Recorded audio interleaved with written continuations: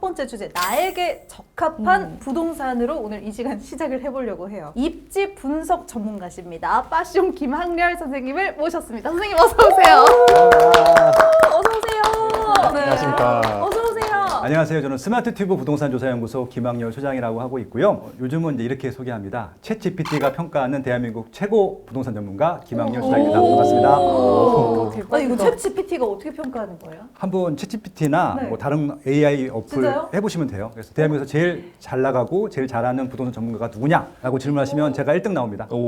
지금 대한민국에서 제일 유명한 부동산 전문가 한 3명 정도만 추천해줘. 진짜요? 이거 맞아요? 무슨 일이죠? 아니 안 나. 이런! 어떻게 된 거예요? 제가 무료로 써서 그런가 봐요. 그렇죠. 유료를 좀 네. 프로모 유명이신데 해야겠어요. 맞아, 맞아. 유료 쓰세요. 유료 쓰도록 하겠습니다. 20달러면 됩니다. 20달러. 제 나이가 이제 결혼을 했거나 아니면 할 거거나 뭐 딱 요 어중간한 나이인데 그쵸. 그러면은 이제 진짜 집을 뭐 연끌해서 사야 되나? 아니면 그냥 전세 좀 더 버텨볼까? 이런 고민이 제일 많은 것 같더라고요. 네, 보통 내 집 마련에 가장 먼저 시작하는 나이는 30대 한 중반 정도시니까 지금부터 하시면 될 것 같아요. 늦진 않았다라는 말씀드리고 싶고요. 그리고 이제 남자분들 같은 경우는 정신을 늘 못 차려요. 남자분들은 평생 철이 없거든요. 그래서 결혼할 때쯤 돼야지 좀 신경을 쓰기 시작합니다. 근데 꼭 여자분들이 좀 빠르신 것 같더라고요. 네. 언제부터 돈을 모아서 집을 사야 되겠다, 부동산에 관심이 있으셨어요? 저는 일 시작하면서니까 20대 후반? 30대 가면서부터 관심 많이 가졌던 것 같고, 근데 아무래도 부동산이 주식이나 이런 것보다는 진입장벽이 훨씬 높다 보니까 그렇죠. 그래서 주식부터 시작을 했고 마음만 급해가지고 싼 거라도 빨리 들어가야 되나 그냥 그런 고민만 계속 하고 있다가 지금까지 네. 왔습니다. 일단 영끌에서 살아라부터 시작을 하도록 하겠습니다. 일단 살아요? 살까가 아니라 연끌해서 살아. 아마 대부분 다 비슷한 고민들을 하실 텐데요. 질문이 하나 나왔는데 이거 네. 한번 읽어보고 네. 시작을 할까요? 결혼이나 출산 계획이 일단 없는데 미래를 생각해서 무리하더라도 신혼집 크기로 이사 가는 게 맞을까요? 네, 제가 제안해드리는 솔루션은 바로 이겁니다. 무리해라? 죽지 않을 정도로 그냥 죽지 않을 정도로 해야 된다고? 무리해라. 네. 그것도 빨간 글씨로 무리해라. 그러니까 너무 조금 무서웠긴 한데 대출을 많이 받으라는 말씀도 있을 것 같고, 그리고 꼭 실거주하고 사두는 집이랑 일치시킬 필요는 없거든요. 사도 전세를 끼고 사둘 수도 있는 부분들이 있어서 어떻게든 집을 사라는 말씀을 좀 드려보고 싶은 거예요. 왜냐하면 이걸 하지 않으면은 그 다음 단계로 나아갈 수가 없거든요. 저도 첫 집이 전세였어요. 근데 전세로 간 걸 후회합니다. 지금도 저는. 예, 왜냐면 그 돈이면은 대출을 받아서 살 수 있었던 시기였었거든요. 지금처럼 규제가 심할 때가 아니었기 때문에. 그래서 웬만하면 사라고 말씀을 드리는데, 사라고 말씀드린 이유는 모르는데 어떻게 사요? 라고 말씀하실 수 있잖아요. 근데 일단 사야지 내가 왜 잘못 샀는지 시행착오를 겪을 수 있거든요. 제가 처음 집을 마련했을 때에는 그래도 뭐 서울의 집이든 경기도의 집이든 살려고 하시는 분들이 많았는데, 최근에 올수록 계속 서울은 뭐 당연히 너무 비싸기 때문에 포기하고 경기도도 만만치 않고 네. 그러다 보니까 그냥 다 포기하고 월급을 모으면은 주식 투자하고 그냥 쓰고 뭐 여행 다니고 뭐 기타 등등으로 다 소비하고 끝나는 경우들이 많은데, 그렇게 하지 마시고 일단은 그냥 질러놓고 나머지 부분들을 해결하는 게 맞다 라고 말씀을 드리고 싶은 거예요. 실제적으로 사람들이 집을 샀을 때 가장 후회하는 게 뭔지를 이제 파악하는데, 대부분 첫 집을 마련했을 때 가장 후회하는 것이 뭘 것 같으세요? 더 크게 살 걸. 네, 맞아요. 그러니까 더 좋은 걸 살 거예요. 아. 왜냐면은 대부분 대출 받는 걸 너무 싫어해. 뭐 이렇게 딸깍딸깍 네, 하면서 그러니까.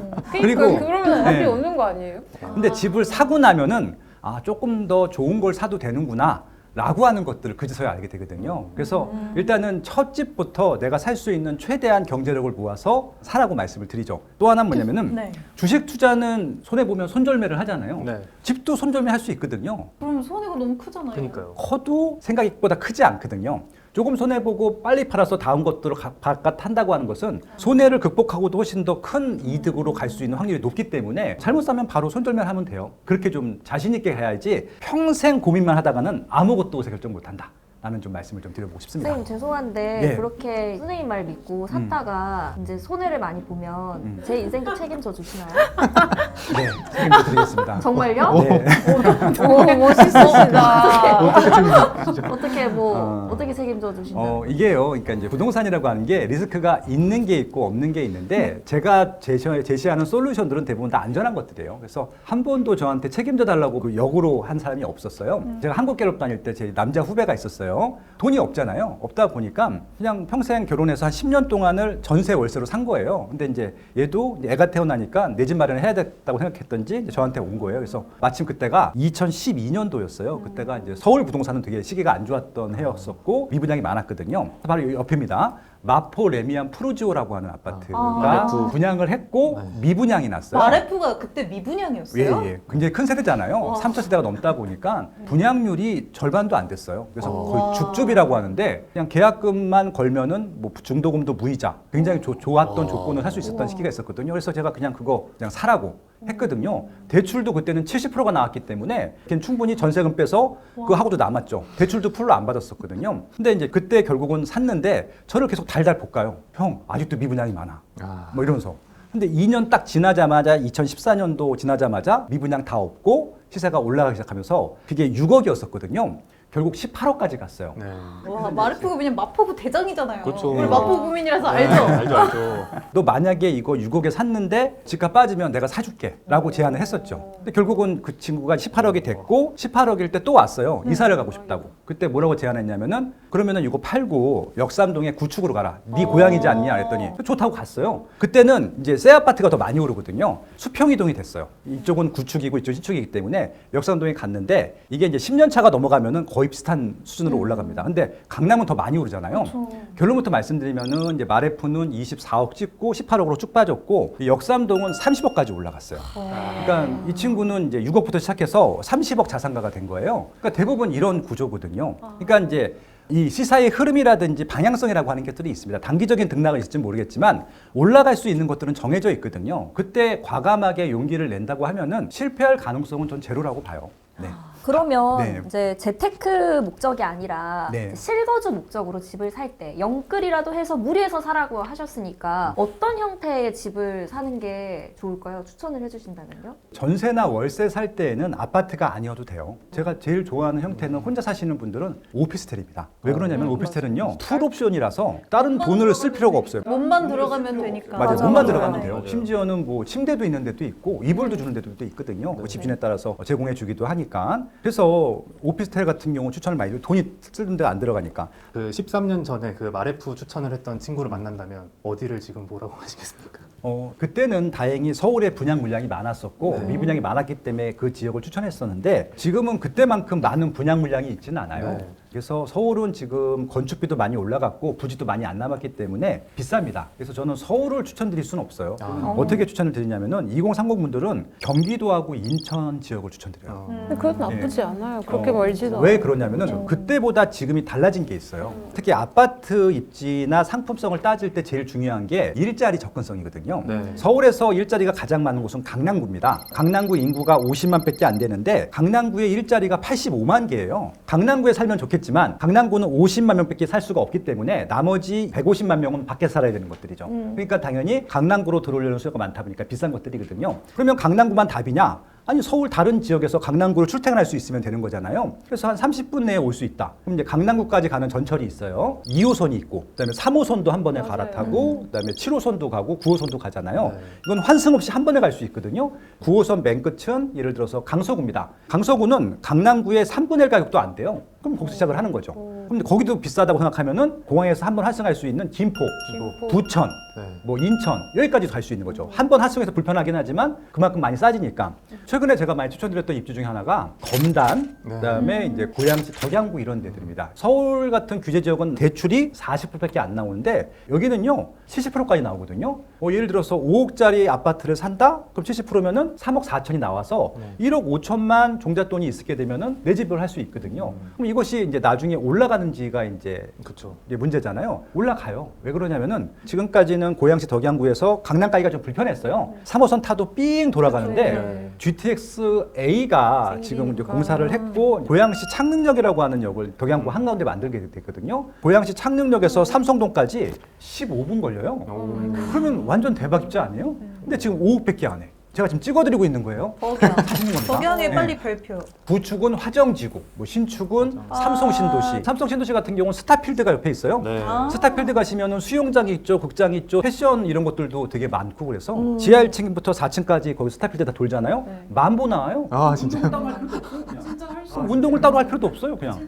만약에 네. 20, 30대 직장인들 기준으로 1억의 자산이 있으면 얼마 정도까지 남겨두고 집을 사는데 쓰면 좋을까요? 1억 모았으면 1억 다 써야죠, 뭘 남겨요. 생활비, 당장 다음 달 카드값만 빼고. 어차피 월급 받을 거잖아요. 네, 월급을 써야 되는 거죠. 스마트 튜브 직원이 몇 명 안 되긴 하는데 이 스마트 튜브 직원들은 집이 다 있어요. 남자 PD가 한 명 있어요. 걔가 95년생인데 저하고 한 이제 5년 됐거든요. 그래서 작년에 이제 불러다 놓고 너 돈 얼마 모았냐 했더니 3천을 모았대. 5년 동안. 그럼 얘가 집을 마련할 때 3천만 원 가지고 집을 어떻게 살 수 있을까? 의왕시에 공공분양하는 게 있었어요. 20평대가 3억 몇천이었어. 그럼 계약금이 3천이에요. 그래서 네. 너 이거 넣어봐라 될 것 같다 해서 이제 됐어. 걔가 벌써 피가 1억이 붙었어. 그럼 끝났잖아. 어차피 이제 나중에 집주 안 해도 돼요. 그러면은 계약금으로 집 마련한 거잖아요. 아니 내가 3천만 원 있었을 때 이런 거 누가 알려줬으면. 그러니까요. 왜냐면 생각도 못해 1억 정도는 그럼요. 있어야 부동산은 맞아. 접근을 저도 시작이라도 그렇게 하지 이렇게 생각했어요. 생각했는데. 이제 두 번째 질문 가시죠. 네. 선생님 결혼을 해도요. 또 네. 딩크족이 요새 많잖아요. 뭐 좋은 부동산의 조건 했을 때 입지하면은 뭐 역세권이어야 되고 초품화여야 되고 그 초등학교를 품은 아파트 뭐 이게 되게 비싸게 집값이 방어가 잘 된다고 하잖아요. 근데 사실 딩크면 초품화가 필요가 없는데 네. 뭐 초품화까지 고려를 해야 되나요? 아, 이거는요. 저 이거 좀 궁금했어요. 네, 고려하셔야 됩니다. 아예 없는데도요? 그러니까 이게 정답은 없어요. 네. 어떤 아파트 좋아하세요? 우리 피디님은? 저 일단 대단지 좋아하고요. 예. 당장은 혼자 사는 사람이니까 예. 역세권 좋고요. 혹시 나중에 은퇴하시면 어떻게 살고 싶으세요? 근데 그거는 지금 생각은 비슷한 것 같아요. 예. 우리 피디님은 배우신 분이시다. 아유. 결혼할 준비가 됐다. 예, 네. 그러시네요. 보통 무슨 남자분들한테 이제 질문을 하면은 네. 어떻게 답변하는 줄 아세요? 1층에 PC방 있는데 뭐 1층에 PC방 있는데 뭐 그런 거 많아. 아니, 그 아버님들한테 한번 여쭤보시면 될 것 같아요. 아버님들 뭐라고 말씀하시냐면은 네. 공기 좋은 곳 좋아하세요. 조용한데. 네. 물 좋고 공기 좋은데 녹지 공간 그런 데 가시면 망합니다. 부동산 가치 평가를 20년째 하다 보니까 아파트는요 남자분들 보고 고르라고 하면 안 돼요. 이게 이제 임차로 했을 때는 상관할 필요가 없는데 입지 조건들이 다 고려된 형태들이 더 비싸게 팔려요. 그러니까 수요가 더 많다는 얘기죠. 이게 무슨 얘기냐면은 아파트라고 하는 태생 자체가 그런 것 같아요. 가족 단위로 살기 굉장히 좋은 주거 시설입니다. 그래서 나는 혼자 살지만 혹은 나중에. 부부만 살지만 아파트라고 하는 것은 자녀가 있는 것을 가정하고 지은 주택이기 때문에 아무래도 여기는 당연히 이제 자녀들까지 포함된 세대들이 관심이 많이 갖겠죠. 네. 나는 신혼부부지만 팔 때는 가족이 있는 사람한테 팔 수도 있는 거잖아요. 수요가 더 많아지니까. 그래서 온 가족이 다 쓸 수 있게 편의가 좋은 그런 입지나 시설들이 있는 게 더 좋겠죠. 그래서 학교가 있으면 정말 좋고요. 학원가가 있으면 더 좋고요. 학원가까지 봐야 되는구나. 그래서 이런 것까지 좀 고려하면은 학군지라고 하는데 학군지가 더 좋긴 하죠. 뭐 이 양 말 나온 김에 좀 팁을 더 드리면 네. 제가 이제 저하고 아내랑 아들, 딸이 이렇게 있었어요. 네. 네 식구인데 1순위는 무조건 아들, 딸이에요. 지금도 아들, 딸이고 2순위가 자기예요. 와이프입니다. 왜냐면 걔네들을 보필해야 되기 때문에. 그치. 3순위가 뭔 줄 아세요? 아이들을 셔틀해주는 차예요. 저는 4순위입니다. 진짜 순위도 없어. 3순위까지 적어놨어, 와이프가.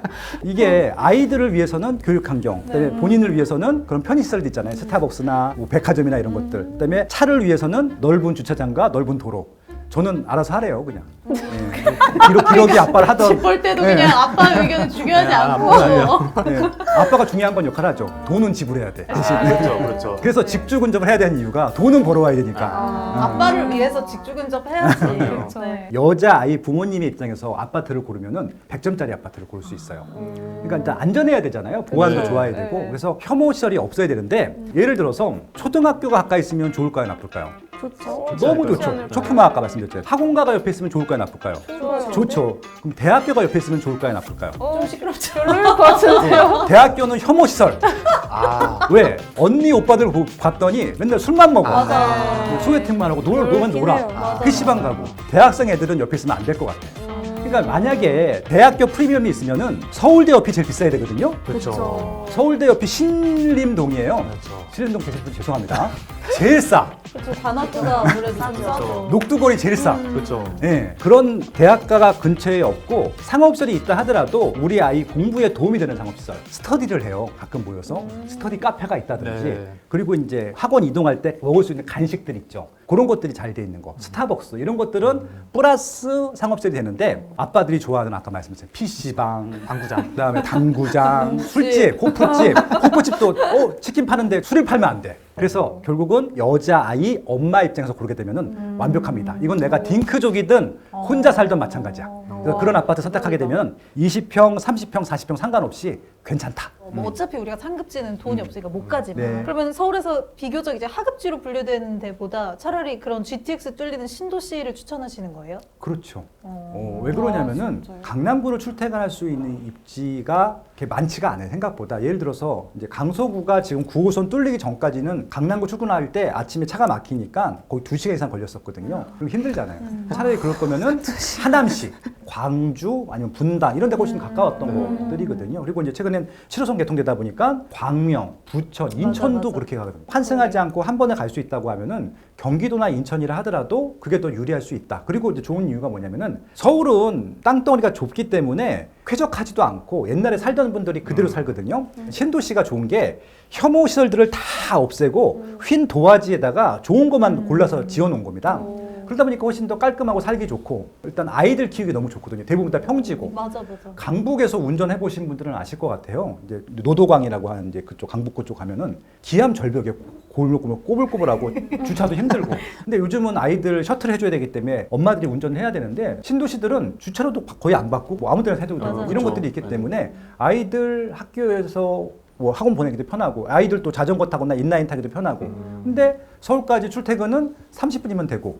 뭐 심적으로 멀어도 그건 아빠 닮으시지 아빠만 고생하면 되지 우린 괜찮잖아요. 그런 것들 감안하면 신도시가 훨씬 나은 거죠. 예. 어디를 가든 아빠는 고생을 아빠 한다. 고생해야 돼요. 가장의 무게. 네, 아빠는 그런 문제예요. 고생 많으십니다. 선생님 그러면 선생님께서 집 때문에 결혼을 망설이는 청년들이 많잖아요. 네. 그분들에게 한마디를 좀 해주신다면요. 일단 집 때문에 결혼을 안 할 거는 아닌 것 같아요. 그러니까 집에 대한 좀 어떻게 보면 그 막연한 공포, 두려움이 있어요. 네, 공포 맞아요. 이런 게 있는 것 같은데 집 사는 게 별거 아니라고 말씀드렸잖아요. 강남 포기하면 되는데 그게 힘든 거예요. 왜냐면 우리가 매스컴이나 뉴스를 보면은 맨날 강남만 나와. 맞아요. 맨날 서울만 나와. 저는 이제 빅데이터를 분석하는 사람이기 때문에 부동산 기사에 이제 지역별로 카운팅을 해보잖아요. 90%가 서울 얘기야. 전국을 다 포함해도 10%가 지방 얘기인데 이게 지방 분들도 자기 동네 아파트 가격을 몰라요. 다 서울 가격은 다 알고 있어. 음마 아파트가 얼마고 레미안 맞아요, 원밸리가 맞아요. 얼마고. 아니 그걸 제주도 분들이 저기 여수 분들이 와서 뭐 할 건데 살 것도 아닌데. 근데 그냥 하도 많이 듣다 보니까 다 알거든요. 그러니까 이겁니다. 그냥 지방에서도요 안 오르는 게 아니에요. 서울보다 좀 덜 오를 뿐이지 올라갈 수 있는 아파트가 분명히 있거든요. 그런 것부터 시작하시면 좋겠다고 말씀을 드리는 것들이고 결혼을 해야 돼요. 그래야지 조금이라도 왜냐 애가 태어나면은 조금 더 넓은 집으로 가고 싶거든. 그때 욕망이 생기는 거죠. 아 이제 20평대 30평대 가야 되는구나. 결혼을 해야 되는구나. 그런 거 중요하고 애들이 학교를 갔는데 학원가가 없어. 그러면 학원가 쪽으로 이사 갑니다 이제. 그게 바로 상급지 갈아타기거든요. 결혼을 하고 애를 하면은 욕망이 막 생겨요. 그리고 아빠들은 정신을 차립니다. 그 전까지는 돈도 안 모아. 늘 마이너스야. 결혼하면은 마이너스가 줄어. 예, 그래서 무조건 남자분들, 특히 남자분들은 결혼하셔야 돼요. 계속 평생 남자들이 정신을 차려. 계속 네. 혼나고 네. 있어요. 아니 근데 피디님은 실제로 집을 마련하는 부담감 때문에 네. 결혼을 망설이게 되는 그런 오 있죠. 모먼트 없어요? 저도 있으시잖아요. 있고. 남자는 그럼요. 특히 더 있을 저도 것 있고. 같아요. 음, 그리고 저는 맞습니다. 실제로 그런 사례를 봤어요. 맞아요. 제 친구가 만나는 사람한테 이제 결혼하자 이렇게 했는데 거절당한 이유가 설마 집. 집이 없어서? 나는 아직 좀 집을 마련할 만한 능력이 안 되기 때문에 똑같은 얘기 들었어요. 그렇죠. 그래요? 그놈한테. 그 그걸로 헤어졌어요. 그쵸. 그런 야, 걸로 충격이다 헤어졌어요. 진짜. 예. 네, 헤어지는 사람들이 아직 많아서 저는 자신 없다. 맞아요. 자신이 없고 네. 특히 이게 여자가 느끼는 부담감보다 남자들은 뭔가 부담 가장의 많이 무게 맞아, 맞아. 내가 책임져야 돼. 네. 집을 내가 해가야 돼. 네. 이런 맞아요. 부담감이 있는 것 같아요. 맞아요. 그러니까 진짜 소개팅을 할 때 음. 서울에 사는 사람인지 서울에 자취를 하는 사람인지 그런 걸 물어본다니까요. 물어봐요? 부담 느낄 만한. 어떡해. 솔직히 여쭙고 싶은데 두 분 다 결혼 안 하셨으니까 남자분이 집이 없어요. 그냥 오피스텔 같은 원룸에 살아요. 네네. 결혼하자라고 프로포즈를 하면은 받아주실 거예요? 사랑하면? 근데 사랑하면- 원룸에 사는 사유를 알아야지. 그러니까 예를 들어 둘 다 실패를 했다거나 네. 뭐 아니면 아니면 돈 거리가 모아- 안 좋다거나 모으고 아니면 있거나. 성실하지 못한다거나 그렇죠. 근데 이제 질문에 답을 해보자면 저는 잘생겼으면 받을 것 같아요. 그치. 잘생겼으면 내가 열심히 볼게. 내가 하면 되지. 내가 밤낮으로 뉴스하고 행사할게. 이렇게 하는 거지. 근데 현실적으로 좀 민설 아나운서가 얘기했듯이 왜 원룸에 살고 있는지 그 그렇죠. 이유가 좀 중요할 것 같기는 그렇죠, 해요. 그렇죠. 투자에 실패를 해서 그곳에 살고 있다면 같이 다시 일어서면 되는데 근데 진짜로 사랑한다면 근데 내 그쵸. 사랑이 거기에서 멈출 수도 있을 것 같아. 그냥 나도 지금 힘들어 죽겠는데 아이고 힘내고 파이팅하자 파이팅. 이렇게 모르겠어. 아무튼 좀 이렇게 집 문제 때문에 결혼 안 하는 건 좀 무조건 반대. 옛날 사람이라 그런지 모르겠지만 단칸방이라도 일단 시작을 하면은 더 노력을 할 수 있을 것 같아서. 그러면 학군이 없는 역세권의 소형 아파트 그리고 네. 주상복합은 나중에 매매할 때 마이너스를 보기도 하나요? 마이너스를 볼 수도 있는데 기본적으로 제일 중요한 건 학군이 아니라 일자리거든요. 이게 학군지가 제일 비싼 게 아니라 강남이 제일 비싼 거예요. 강남이 제일 비싼 이유는 중심지고 일자리가 제일 많기 때문이고 맞아요. 그래서 일단 일자리 접근성이 좋으면서 학군이 좋으면 플러스가 되는 것들이고 학교가 없다 하더라도 역세권이면은 플러스가 되기는 해요. 근데 문제는 뭐냐면은 역세권 주변에는요. 일단 기본적으로 이게 용도 자체가 주거지가 아니라 상업시설이라서 오피스 아니면 오피스텔이 들어오거든요. 네. 주상복합은 뭐냐면은 아파트가 못 들어오니까 상가 위에다가 아파트를 올린 게 주상복합인 거예요. 네. 그 지분이라고 하는데 지분이 되게 작아요. 아파트는 지분이 뭐 10평, 13평 이렇게 되는데 주상복합 같은 경우는 뭐 1평, 2평밖에 안 돼요. 온전한 내 땅이 몇 평 안 되기 때문에 기본적으로 아파트보다는 시세가 좀 낮고 나중에 리모델링이나 재건축도 하기 어렵거든요. 미래 가치까지 따지게 되면은 좀 덜 올라요. 마이너스가 될 정도는 아니지만 많이 오르진 않는다. 예, 그렇게 좀 말씀드리고 싶네요. 네. 근데 우리가 아무리 초품화 해도 계속 저출생도 하잖아요. 그럼 결국에는 이게 초등학교 개수가 좀 줄어들고 할 텐데 네. 인구가 좀 줄어들면 집값 좀 떨어지지 않나. 예. 네, 네. 많아요. 많이 외국인들도 알고 있어요. 그렇죠, 진짜로. 그렇죠. 학생 수가 줄고 학교가 없어진 지역들이 꽤 많이 발생하고 네. 있고 그런 지역들은 집값이 빠졌어요. 근데 그 입지가 어디냐?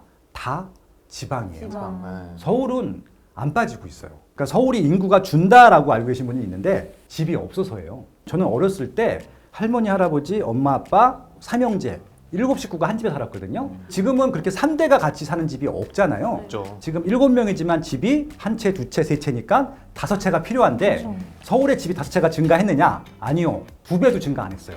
그럼 나머지 2세대만 서울 남는 거고 나머지 3세대는 밀려나야 돼. 그래서 서울은 인구가 주는 이유가 인기가 없어서 수요가 빠져서가 아니라 그냥 집이 없어서예요. 절대 인구가 주는 지역들이 있어요. 수요가 줄어서. 지방 같은 경우 도지역들은 절대 그렇게 되거든요. 근데 서울하고 경기도는 수도권이라고 하는데 여기는 아직까지는 인구가 증가하고 있어요. 세대 분화는 더 많이 되고 있고. 그래서 이런 지역들은 아이들이 주는 것들 상관없이 그냥 집이 필요하고 수요도 많기 때문에 집값 빠지는 게 좀 덜하다라고 말씀을 드릴 수 있습니다. 다만 예전에 학생 수가 많았기 때문에 학교가 있고 학원가가 있었던 지역들이 없어질 수가 있어요. 거기는 이런 학원가 학군에 대한 프리미엄 빠지겠죠. 하지만 서울 자체에 일자리 접근성이 좋기 때문에 다른 프리미엄으로 계속 유지를 하고 있다라고 보시면 될 것 같아요. 그럼에도 불구하고 학군이 필요하구나 이 네. 부동산에서. 근데 이제 학군이 센 데들이 더 세지는 거죠. 그렇죠. 그러니까 오히려 이게 양극화가 점점 맞아요, 심해지겠네요. 맞아요. 서울에서도. 그렇죠. 네. 근데 또 서울은 딱 세 군데예요. 대치동, 목동, 중계동 말고는 학군지라고 할 수 있는 데가 없고 이 지역들은 더 비싸질 것 같아요. 선생님 그러면 이제 저출생과 더불어서 또 문제가 되는 게 고령화잖아요. 그렇죠. 고령화 사회가 점점 더 심해진다면 앞으로 병원이 근처에 많은 지역이 또 집값이 오르게 되는 그 그렇죠. 생각도 똘똘한 그럼 질문이었네요. 역세권보다 병세권. 병세권이 그렇죠. 좀 더 오를 가능성도 있을까요? 되게 중요한 질문. 저도 너무 좋은 질문이었습니다. 그 질문제 없었어요. 아, 질문이 없었어요. 좀 듣다가 역시 학생 복장을 입더니 진짜 센스 학구적인 깜짝 놀랐어요, 진짜로. 야, 저희 부모님은 이제 그런 것들을 점점 걱정을 하시더라고요. 맞아요. 주변에 병원이 좀 가까웠으면 좋겠고 맞네. 여러 가지 인프라가 있었으면 좋겠다 말씀을 하시길래 너무 좋은 질문이었고요. 이게 왜 중요하냐면요. 아이들은요 이제 조금 태어나요. 제가 태어났을 때는 100만 명이 태어났어요, 한 해에. 네. 근데 지금은 20만 명 태어나요.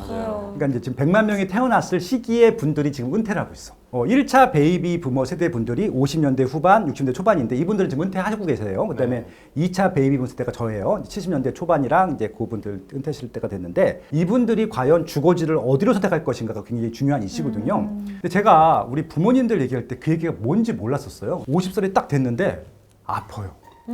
아무 이유 없이 아파. 내가 잘못한 것도 없는데. 그리고 갑자기 갈비를 멋있게 먹는데 뭐가 뚝 부러지는 거였더니 이빨이 부러졌어.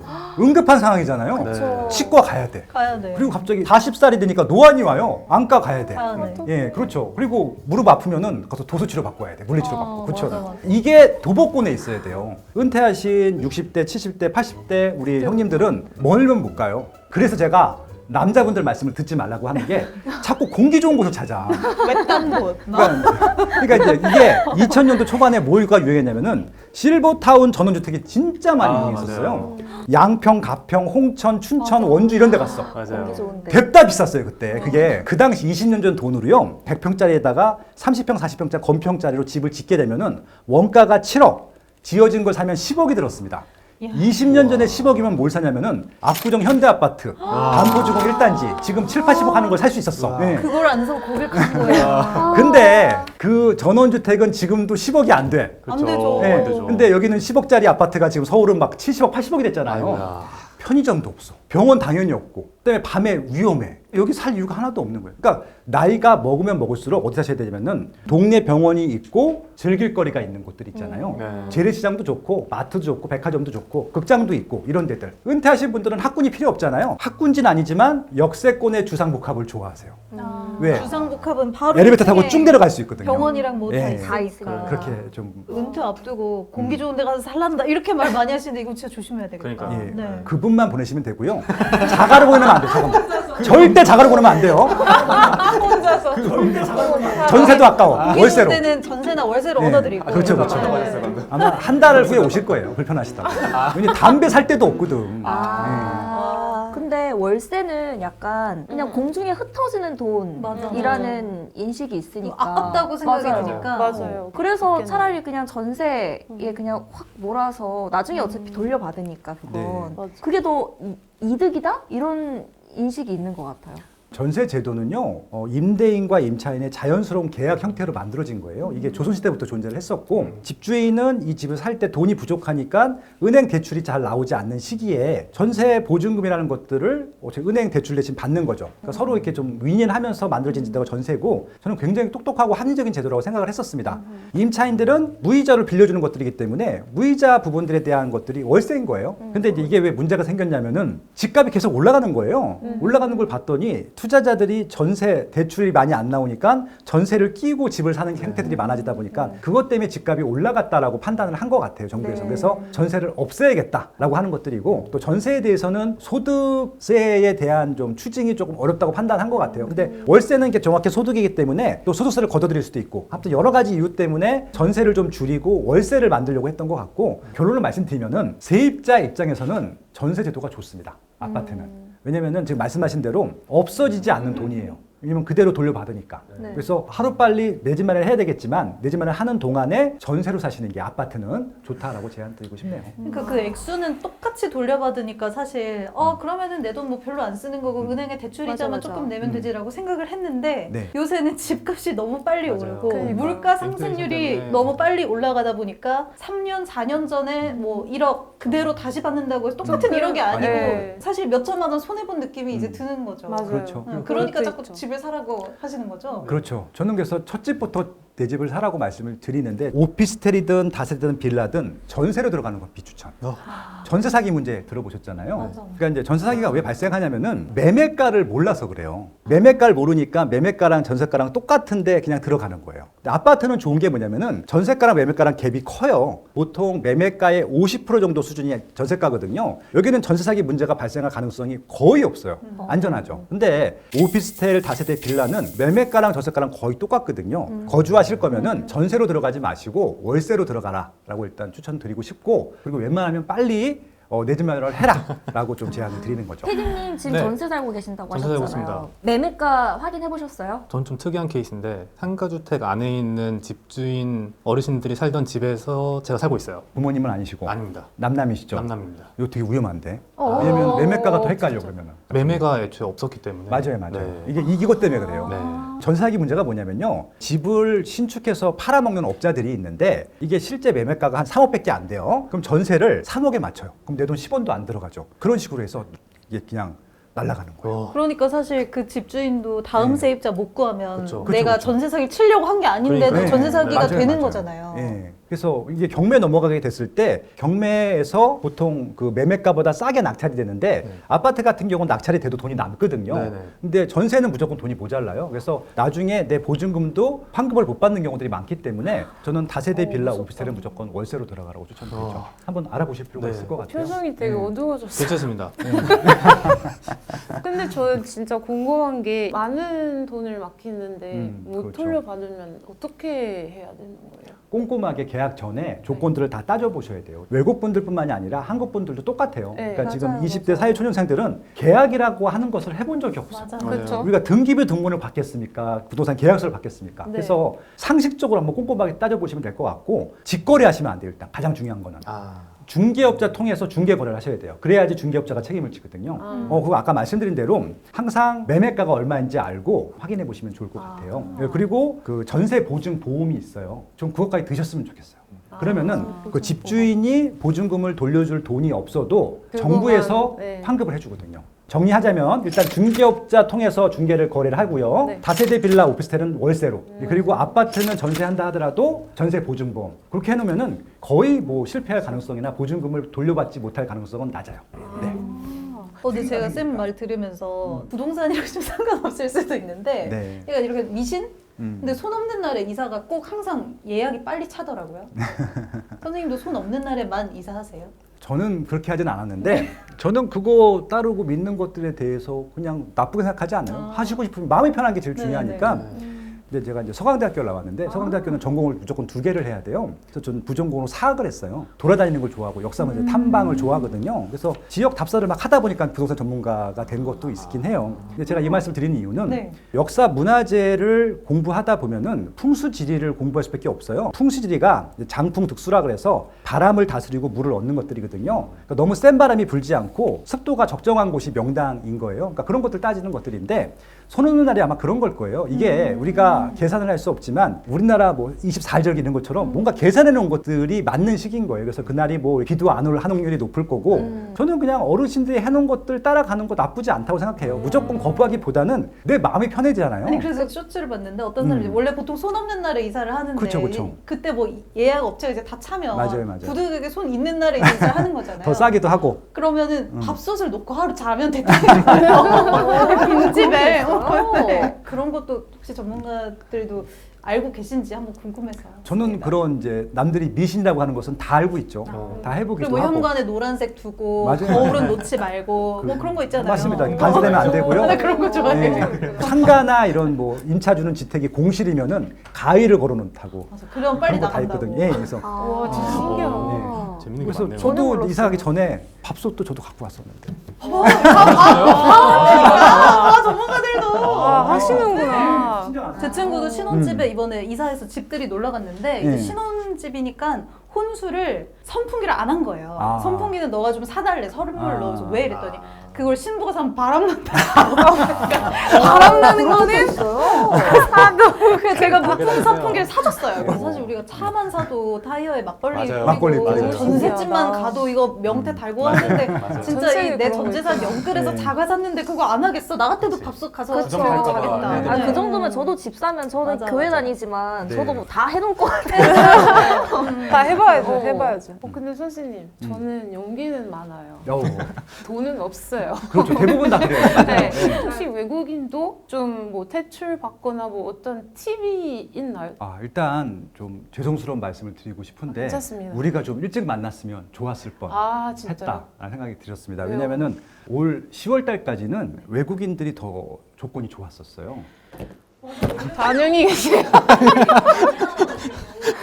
왜냐하면은 외국인들은 거의 규제가 없었거든요. 맞아, 맞아, 근데 맞아. 이제 아마 뉴스를 되돌려 보시면 기억이 나시겠지만 5월달에 새 정부가 이재명 정부가 취임한 다음에 시세가 막 올랐잖아요. 네. 근데 이제 그때 뉴스에 어떤 게 나왔냐면은 외국인들은 규제 안 한다. 뉴스에서 계속 나오다 아, 보니까 진짜요? 8월달에 법안을 발의했다가 이게 10월달부터 시행이 된 거예요. 그래서 이제 실거주를 하지 않으면 일단은 대출이 안 나오고 그리고 예전에는 그냥 집만 있으면 대출이 나왔었는데 소득 증빙을 해야 돼요. 그래서 이제 결론부터 말씀을 드리면은 한국에서 돈을 이만큼 벌고 있다. 프랑스에 이제 이 정도의 돈이 있다. 이런 것들을 증빙할 수만 있으면은 대출은 나오거든요. 그 프랑스 돈을 갖고 올 수도 있잖아요. 그래서 프랑스 돈 갖고 오는 것들에 대해서 증빙만 하면 오케이만 떨어지면은 프랑스 돈 갖고 온 거에다가 한국 돈 대출 받아서 집을 사실 수 있어요. 돈 아니고 부동산은 괜찮을까요? 예, 그렇습니다. 왜냐하면 부동산은 담보 대출이라서 상대적으로 안전하거든요. 이거 아빠한테 프랑스에는 부동산 있거든요. 네, 제가 이제 제안드리고 싶은 게 바로 그건데 집이 있던 재산이 있든지 상관없이 25억 이상 집을 살 때에는 6억밖에 대출이 안 나오고요. 네,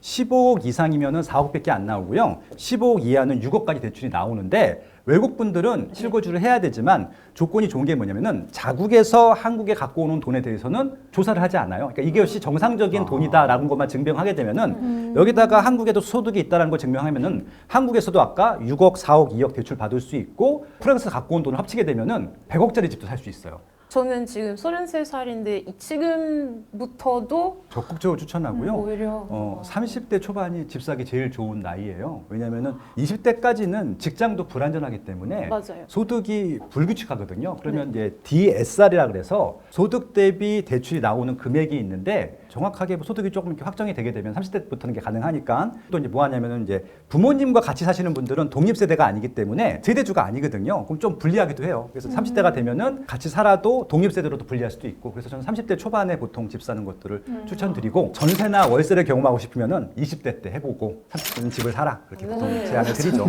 근데 이 DSR이 비비도 아마 비슷하겠지만 우리가 다 사실 신분이 이제 프리랜서신 분이잖아요. 그쵸, 맞아요. 그러니까 저희 같은 프리랜서들은 대출이 잘 안 나오거든요. 네. 저희는 어떻게 해야 될까요? 돈을 많이 벌어야죠. 답이 쉽다. 종합소득세를 많이 내면 됩니다. 네. 아, 농담이었고요. 자영업자 분들이나 프리랜서나 똑같아요. 이게 소득이 일정하지가 않거든요. 그래서 일정하지 않은 경우들은 어떻게 하냐면은 카드를 많이 쓰면 좀 소득으로 인정해 줍니다. 그런 것들도 있어요. 투자를 한다라고 생각하는 기간으로 인정해 주기도 하니까. 그러니까 이게 사실 딜레마가 그럼 카드를 많이 썼다는 건 사실 그럼 돈을 썼다는 거잖아요. 그렇죠.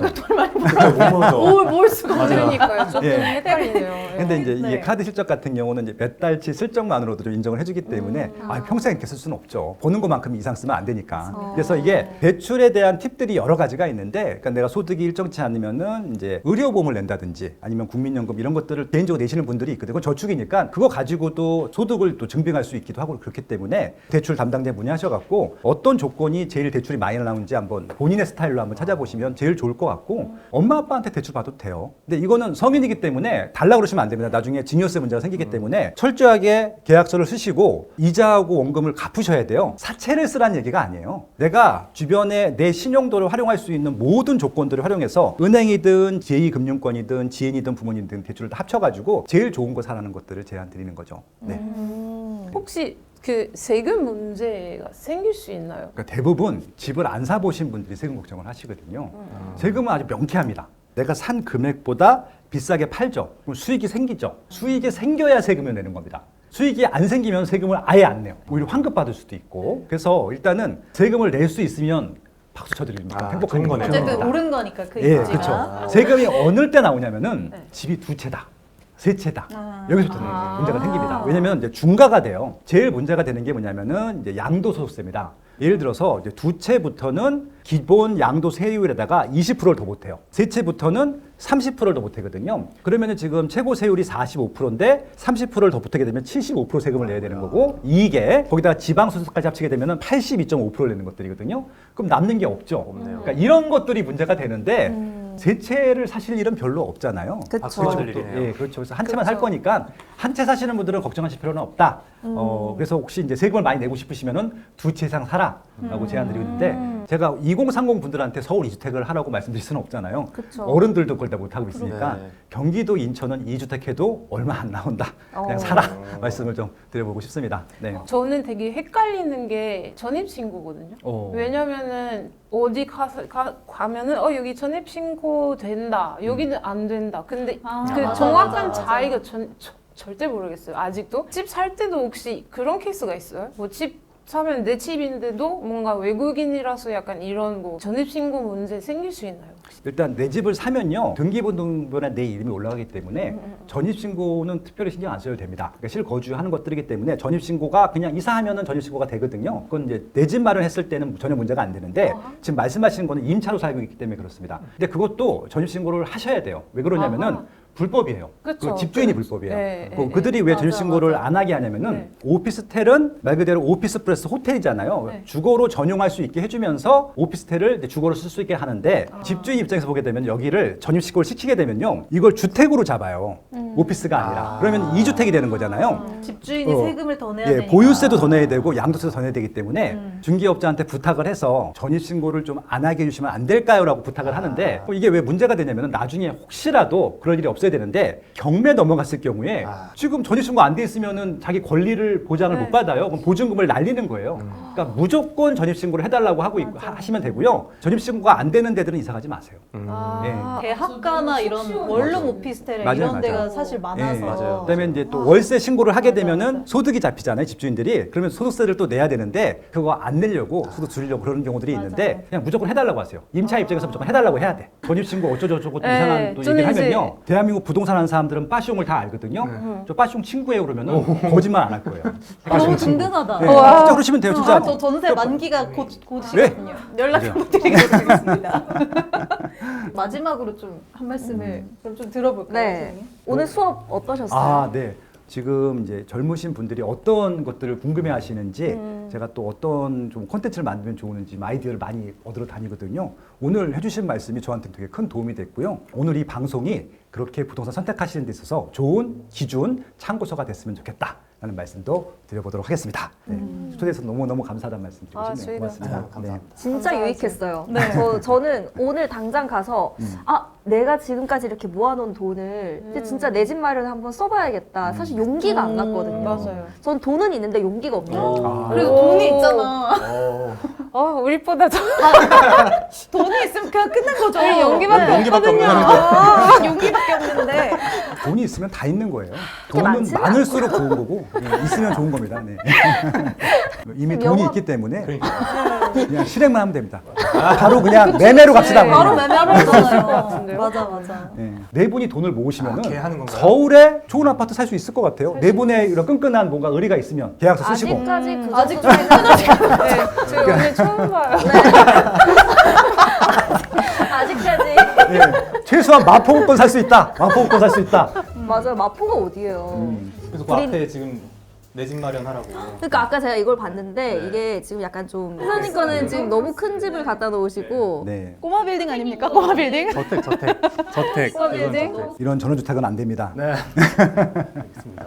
선생님 오늘 강의 너무 잘 들었습니다. 아유, 감사합니다. 네. 아, 머니 인더 트랩.